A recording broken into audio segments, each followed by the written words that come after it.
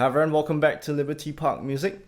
Today we'll be checking out how to play Radiohead's Creep, which is quite possibly their most famous song. And we'll also be using our bar chords with the bar technique for every single one of the chords. So I hope you have the technique down. As usual, if you have any questions, please feel free to reach out to us and I will get back to you as soon as I can. Okay, let's jump right into the lesson.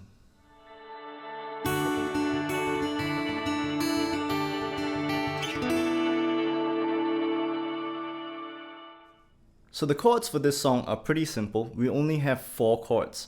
But the difficult thing about the chords are they are all bar chords, especially for the last chord because it's a C minor chord. So let's begin with the first chord. It's a G major bar chord. So instead of a regular G major, we're going to play a G major bar chord with our root note on the 6th string. The next chord we have is a B major, and the B major is up here on the 7th fret. Next we have a C major, and the C is on the 8th fret. And last but not least, we have a C minor. So we're just going to switch from this major to a minor chord. So the thing about the C minor is you want to make sure that your 3rd string is ringing nice and clean, because that is the minor 3rd, the flat 3rd of the minor chord. So make sure that it's nice and clean when you do this.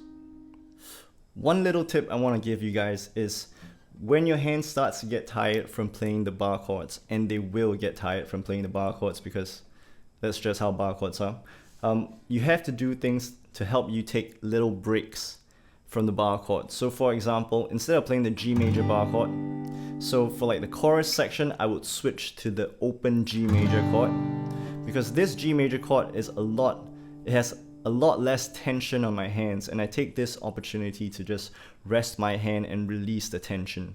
So you want to do that once in a while, because it's very, very hard to last throughout the entire song using only bar chords.